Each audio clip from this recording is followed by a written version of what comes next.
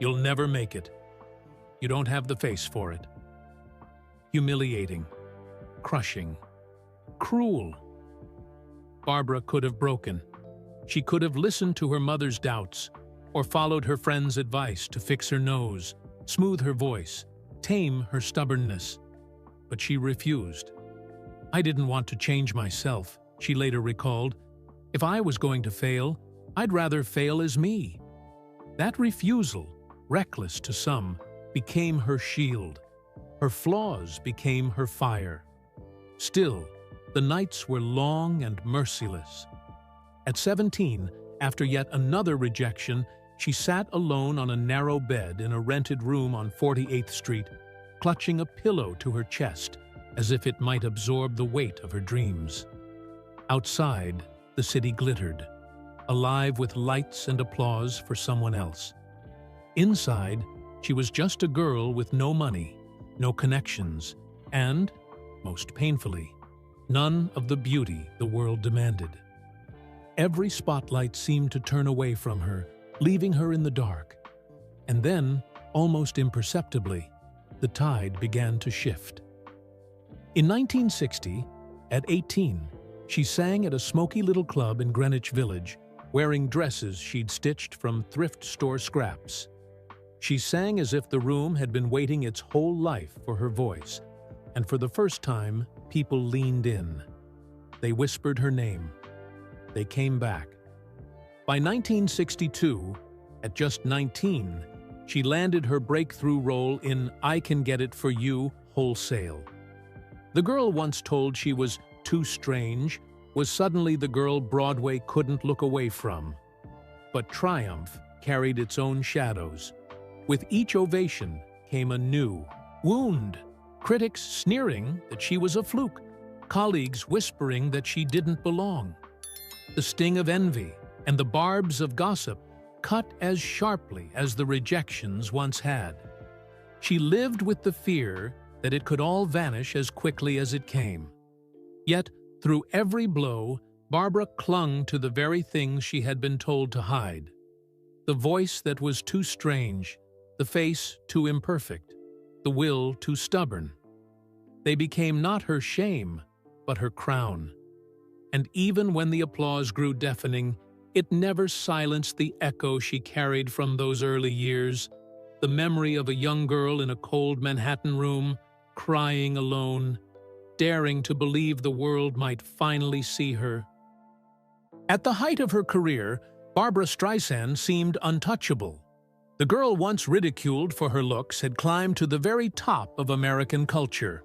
Broadway, Hollywood, and the music charts, all at her feet.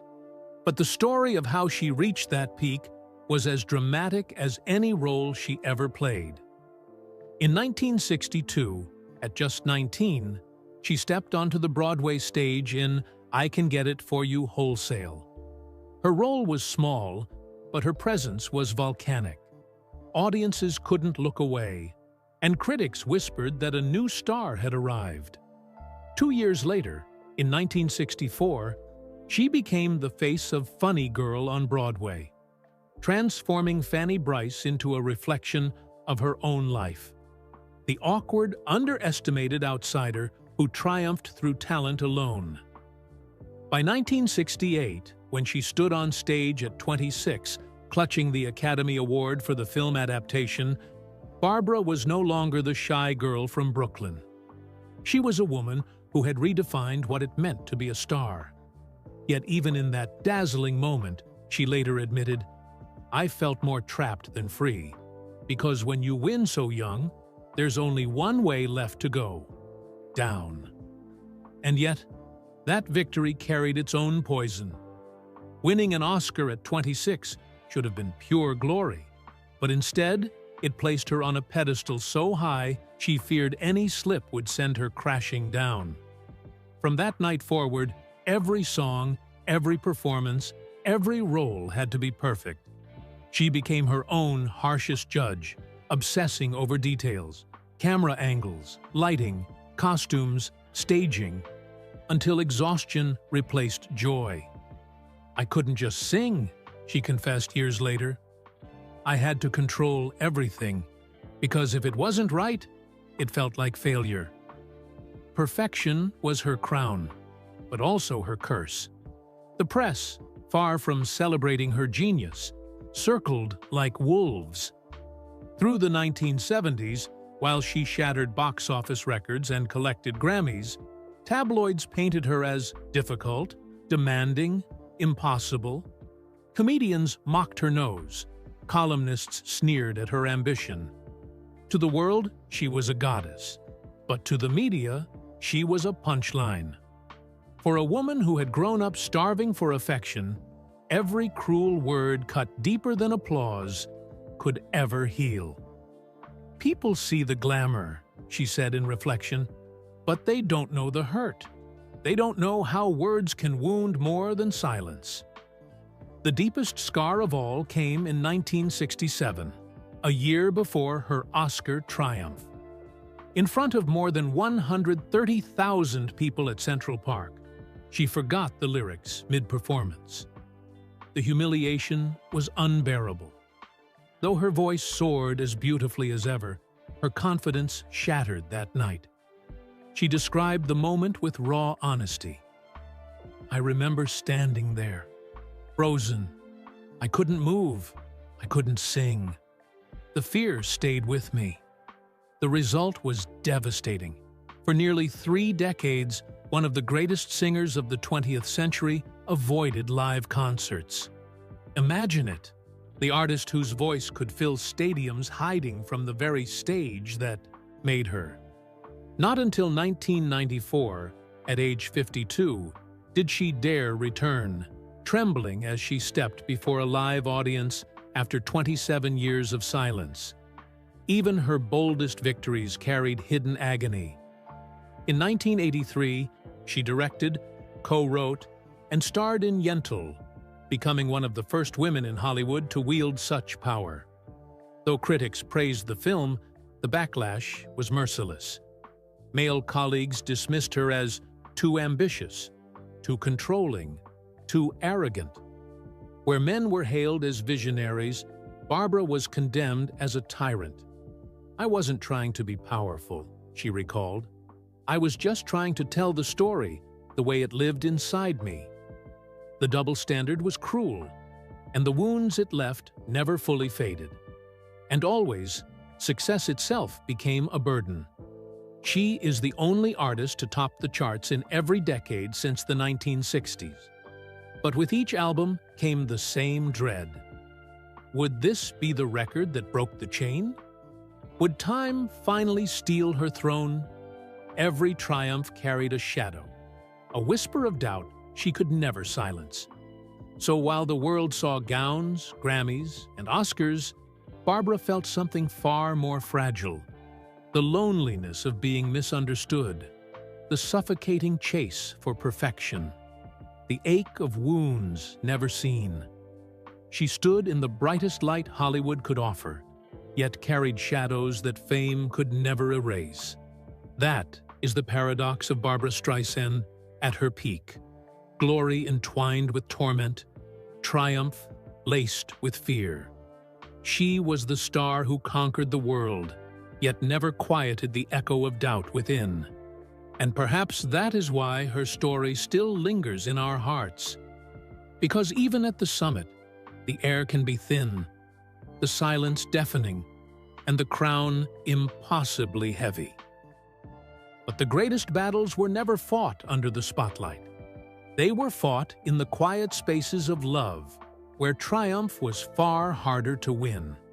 And for Barbra Streisand, that battlefield was nowhere more vivid than in her marriage to actor Elliot Gould, a love that began with dizzying devotion, swelled into a fragile kingdom of intimacy and ambition, and ultimately broke apart under the weight of fame, leaving her with wounds that even applause could not mend. They met in the early 1960s, when both were still climbing the uncertain ladders of theater. Elliot had an offbeat charm, boyish, irreverent, unwilling to be dazzled by Barbra's volcanic voice or unconventional beauty. That unpretentious steadiness disarmed her. "Elliot was the first man who ever really saw me," she later said. For a girl who had grown up fatherless, hungering for affection, his attention felt like oxygen. In March 1963, at just 21, Barbra married him quietly, without spectacle. Friends called it reckless. She called it survival. Their early days were intimate and ordinary. Small New York apartments filled with second-hand furniture, take-out cartons balanced on knees, late-night rehearsals ending in laughter. For the first time in her life, Barbra tasted belonging, not to an audience, but to one person. But belonging proved fragile. By 1964, Barbra had exploded into stardom with Funny Girl on Broadway. Elliot, himself a talented actor, found his career eclipsed by hers. As her schedule grew punishing, so did the strain at home. By 1966, when their son Jason was born, the gap between their worlds was widening. Barbra adored her baby, but she was also consumed by film contracts, recording sessions, and relentless touring. Elliot longed for a wife who could stay still. Barbra feared that stillness would kill her dream. "I was torn in two," she admitted later.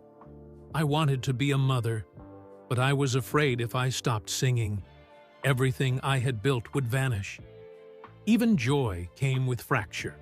The nursery echoed with Jason's cries while Barbra was on set, and Elliot, rocking the baby at 3 a.m., wondered whether he was losing his wife to the world. As the late 1960s blurred into the early 1970s, tension calcified into distance. Elliot resented the shadow of Barbra's fame. Barbra recoiled from his resentment, convinced it was the price of her ambition. They tried weekend getaways, promises of more time, long letters slipped under doors, but silence always crept back in. By the time she stood clutching her Academy Award in 1968, she was already losing her marriage. The public saw a radiant young woman crowned Queen of Hollywood. Behind closed doors, she and Elliot argued over missed dinners, over who would put Jason to bed, over how to breathe in a life so unbalanced. By 1971, the marriage collapsed. Barbra was only 29. To the tabloids, it was another celebrity divorce. To her, it felt like a funeral.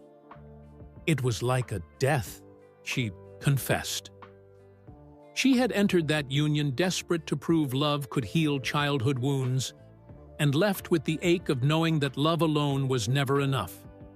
Yet from the wreckage came her salvation. Jason. Motherhood became the role she refused to abandon. She shielded him as fiercely as she had once shielded her own heart, determined to give him what she had been denied: unconditional love. When Jason came out as gay in the 1990s, Barbra did what few in Hollywood dared at the time. She stood beside him, publicly and proudly. She became a champion for LGBTQ+ rights, funding advocacy groups, speaking out in interviews, challenging an industry that often preferred silence. "My son taught me courage," she later reflected. "He gave me the chance to love without condition, without fear." In Jason's honesty, she found a mirror for her own lifelong demand for authenticity. Whatever scars her marriage left, motherhood transformed them into a fierce compassion she carried for the rest of her life. Decades later, when the question of Elliot arose in interviews, Barbra never dismissed him with bitterness. Instead, she remembered him with aching gratitude. "He was my first great love," she said simply. "That never really goes away." For all their differences, Elliot had given her something she had never known: the permission to be herself, unvarnished, unmasked, long before the world accepted her. Their marriage was flawed, sometimes unbearably so, but it was also formative.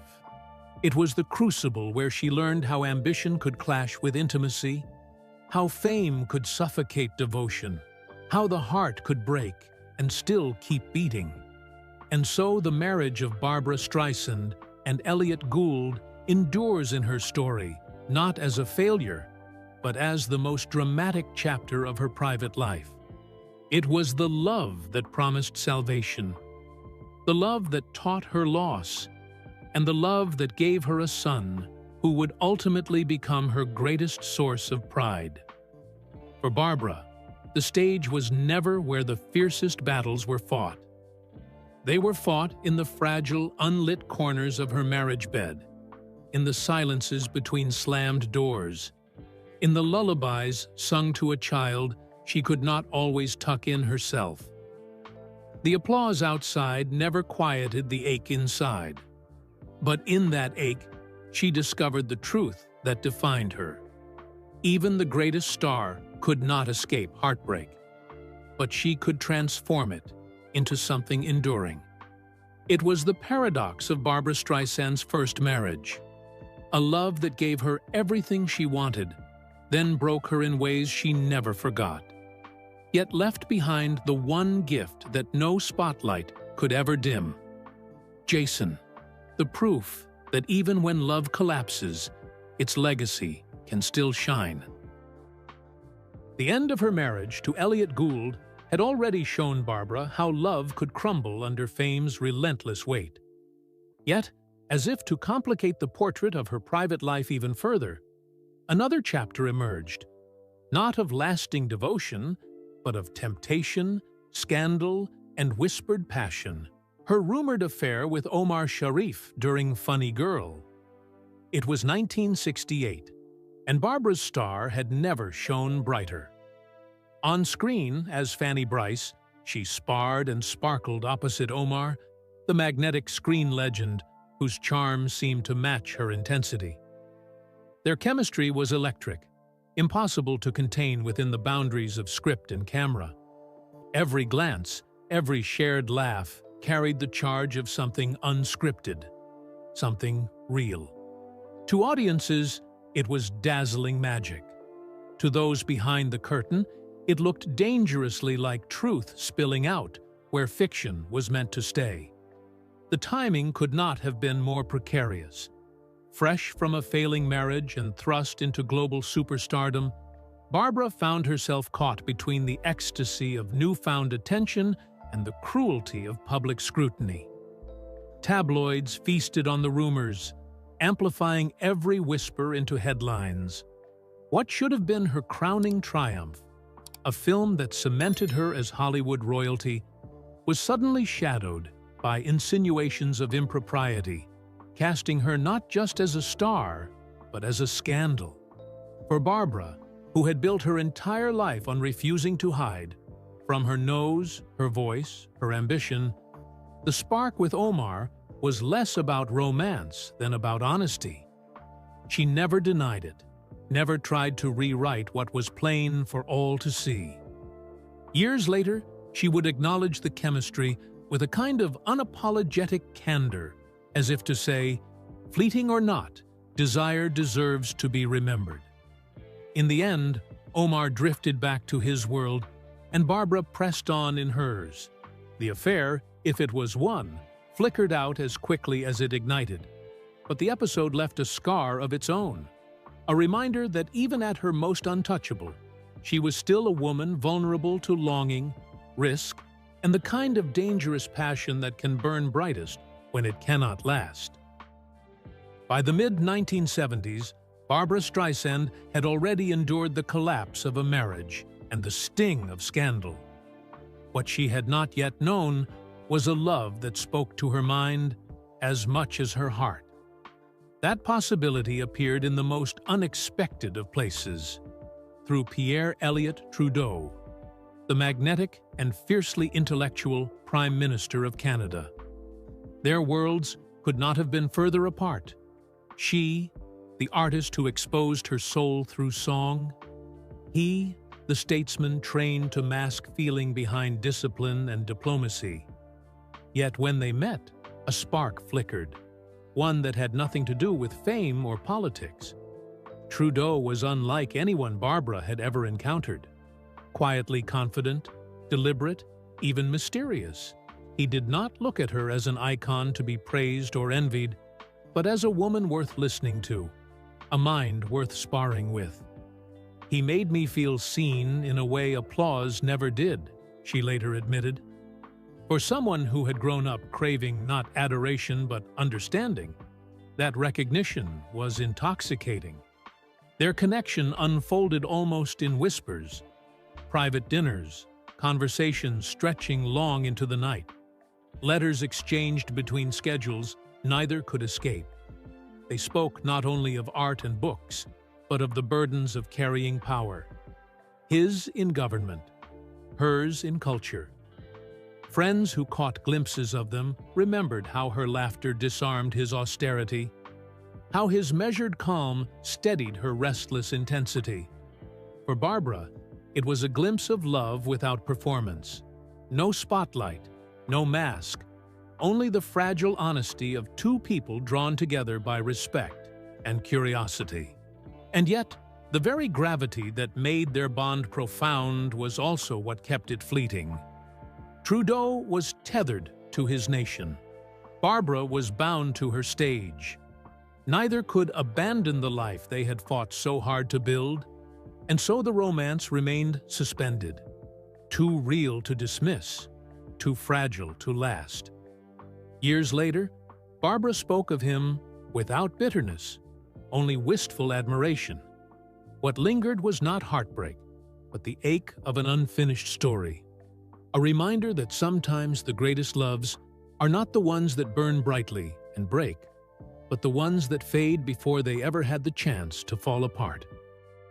If her time with Pierre Trudeau had revealed the quiet elegance of an intellectual bond, her fling with Don Johnson in the 1980s showed the opposite. A romance built not on depth, but on dazzle, Hollywood spectacle at its most intoxicating and most fleeting. By the 1980s, Barbra Streisand had already been a star for 2 decades, her name synonymous with excellence and endurance. But even icons sometimes yield to the allure of glamour, and in that glittering decade, glamour had a name: Don Johnson. He was everything the Hollywood dream machine adored. Handsome, charming, on the cusp of superstardom as Miami Vice turned him into a household name. To the public, they were dazzling. She, the established queen of stage and screen. He, the young heartthrob with the golden tan and rakish smile. Cameras loved them, and for a brief, intoxicating moment, Barbra allowed herself to be swept into the spectacle. Their romance was a tabloid editor's fantasy, 2 stars from different worlds colliding in a blaze of flashbulbs. Red carpets, premieres, late-night sightings. Everywhere they went, fascination followed. For Barbra, who had long wrestled with the burden of being misunderstood, the attention felt almost liberating. With Don, there was no heavy intellectual duel, no political stakes, only charm, laughter, and the heady intoxication of youth. But what sparkled in headlines often failed to hold in private. Beneath the sheen, there was little to anchor them beyond the thrill of the moment. He thrived on the rush of celebrity. She yearned for depth that outlasted the spotlight. It ended as swiftly as it began, not in bitterness, but in inevitability. Their worlds never truly overlapped,